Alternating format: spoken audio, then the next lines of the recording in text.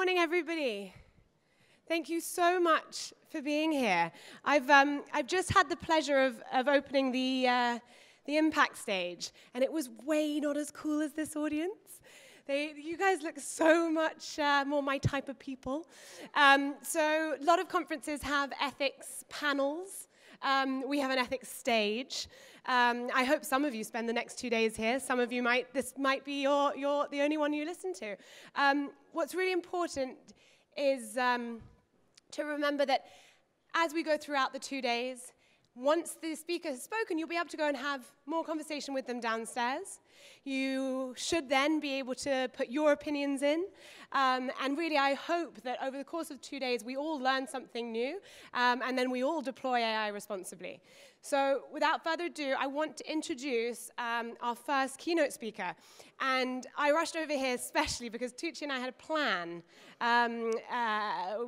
months ago, where we realized that in order for us to deploy AI responsibly, it was going to be really important for us to actually understand what the consumer wanted.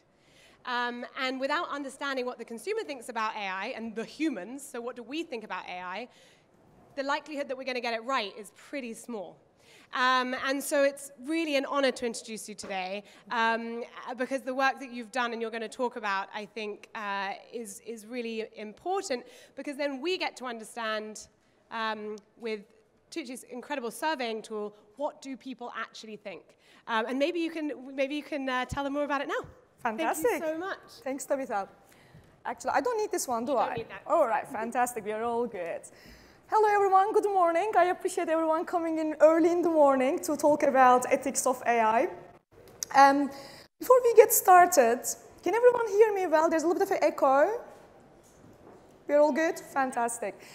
What I just want to see in the room first is that how many of you are genuinely worried that we all may be killed by robots? Show hands. Right? We have a few people in the room. Interesting, a few skeptical people. All right, another one there. And let's just see now, how many of you think that the machine learning advancement can take away our jobs in a substantial way that it can actually trigger an economic recession? Show me hands. Right, okay, that's about a third, just roughly. I think it's about a third here. And these are exactly the questions we ask the public, not only in the UK, but also in the US, which is one of the leading countries, obviously, in AI development. Also India, another very strong economy investing a lot in machine learning, as well as Nigeria, one of the countries that are a little bit coming behind in the same cycle. And the interesting thing is that the fear is real. And that's what we are going to talk about today, and how us in this room and AI companies can do more to be able to handle that fear going forward. Before going into that, though, let's take a step back first from the business perspective. What is it that we do in various businesses that we deploy artificial intelligence for? Why do we all think in business this is so useful, and it's almost like the biggest invention since the invention of wheel? What we've seen about 10, 15 years ago, there was a lot of buzzword around big data, right? A lot of us were talking about how great it is that we now have huge amounts of information to be able to understand the humans. But the problem was that big data did not come immediately with technology to be able to make sense of it. So for many years, a lot of us tried to get our hands around and our minds around big data without actually being able to get to a conclusion. I'll give you one example. You might be familiar with the brand Proper Corn, right? It's a really nice small brand that came out of nowhere. These guys had no information. They had no big data, but they were close to the customer. They knew that people wanted healthy snacks, and they were able to actually capitalize on that when a massive brand on snacks, with all the data you have, you can imagine, missed the trend. So the data was not really helping us understand, basically, human behavior better. What you're seeing here is, for example, these are real images from some of Streetbees' work. We work in 87 countries, and we basically grab real-life images from people's life routines. And when you run image recognition, some AI algorithms through that, it can tell us on the first photo that there's a woman. We are pretty good at that. We now know how to be able to say, is there a woman or a man, for example, in the picture. But it can't tell us that woman is doing laundry. Because going from the connection of there is water, there are wet clothes, there is a detergent. Fantastic. Can you make the conclusion that it's a laundry event actually going on? Not yet. It will get there, but it can't quite do that yet. In the second and third pictures, what you're seeing is two females looking at a screen and eating snacks. Again, from machine learning perspective, these are almost the same situation. Two women looking at a screen, eating snacks. But actually, from the brand's perspective, these are completely different situations. One of them are finishing a homework, and Pringles is helping to keep going, basically. Another one is an entertainment situation where you are actually enjoying what you're doing and having snacks at the same time. This is what gave people the comfort that our jobs are not going away straight away, right?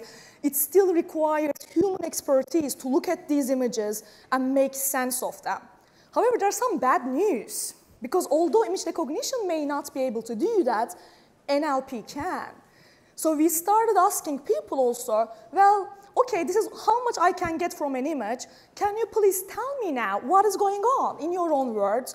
Take a video, write text. And what we can now do, take that text, run NLP algorithms through that, and yes, indeed, the machine can comment those two occasions are actually different occasions. What that means is that even the expert jobs, consultant jobs, research jobs are not necessarily completely immune to the threats that we get from machine learning. There are a lot of positive impacts that come from introducing these advancements from the business perspective. At Streetbees, for example, what we're doing here is we grab all this information from real humans in real time, and then we basically overlay that kind of NLP technology to make sense of things. I'll walk you through a real example. This is taken during Ramadan in Egypt while people are breaking their fast. You can go to that level of detail thanks to the, the machine learning algorithms we have. You can have thousands of pictures like this and make sense of them and create a whole story and learnings for brands. What does that actually give you to is really interesting. We were working with one of the largest food companies in the world, and their existing segmentation on food was based on something like, what do you eat? What did you eat yesterday? What did you eat the day before? And this is an impossible question for humans to answer, because you can't remember. A lot of your choices are habitual. By introducing machine learning, where we got to is, we don't need to ask people these questions. We can simply basically tell them, every time you eat something, take a photo. And what that showed us is that what you think you do as a human is a very bad predictor of what you actually do. If we simply watch what you do, we are a lot better at predicting. So you can do some very fancy machine learning analysis on that to cluster all this data. And finally, you can get to a place from 25% to 86%, you can improve how you can predict what people eat. Again, let's come back to our topic today on the ethics. What does that mean? A machine knows better what you are likely to eat tomorrow than yourself, basically, right? And obviously, when you start communicating that to public, for a business, that's fantastic. We can now do very confident segmentation. We can actually, understand what people are going to do before they actually do it. But what does that mean for public? And that's the question we asked to people, as I mentioned, in the UK, US, Nigeria, and India. And the results were quite interesting. The first question we asked them was, what do you think is going to happen to your job today, right? If there was a way for AI to be introduced into what you do, what would happen? And this is quite striking. The majority of the populations in India and Nigeria believe that their jobs can be taken away today. With the current level of AI we have, about 60% of people in these countries are telling us that they are actually concerned that the machines can do their jobs. That drops to about 1 in every 3 people in the US, and in a more reserved way, it drops to about 1 in 4 people in the UK. And there are really good reasons for that. One of it, obviously, about how familiar the public is, what AI can do and can't do. But also think about the jobs. About 10 years ago, we outsourced a lot of the manual labor in terms of data processing, paralegals, etc., from UK to offshore, as we all know. UK economy already dealt with the fact that we need to do more value at higher level jobs.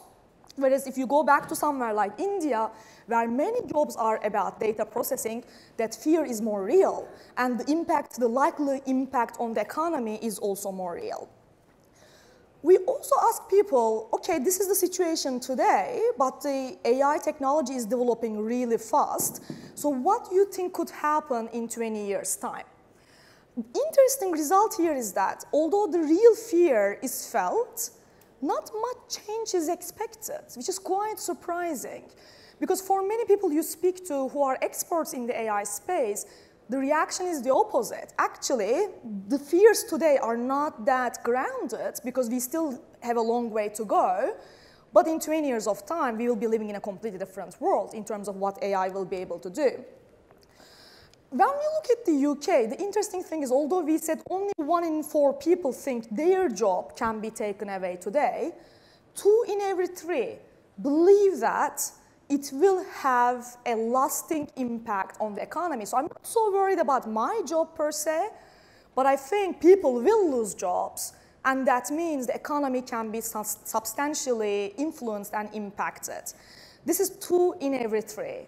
That means a very serious public level concern that our economy as a society is under threat.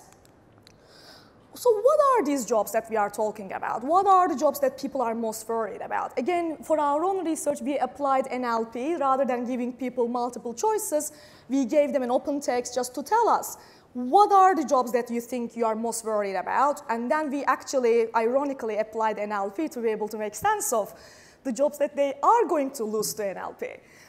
The number 1 was data processing, as you would expect, and there are huge advancements on that already. Data collection and entry and predictable physical work, these are not surprising, and there are already a lot of shifts in major manufacturing companies and factories in that direction. The interesting part there is the public perception of implementation of expertise is way behind where the technology actually is. We know today many companies like Ernst & Young and Deloitte are already implementing technologies that will reduce the need for the number of accountants we have, the number of tax editors we have, and the technology is already actually in a quite good place for that, which is not necessarily something that the public is already picking up. It's not all doom and gloom. Obviously, there is also belief and confidence in the positive things that the technology will bring as well. 8 in every 10 agree that artificial intelligence will make our lives easier. And that comes back to the earlier context that we talked about. We can predict what you are going to eat better.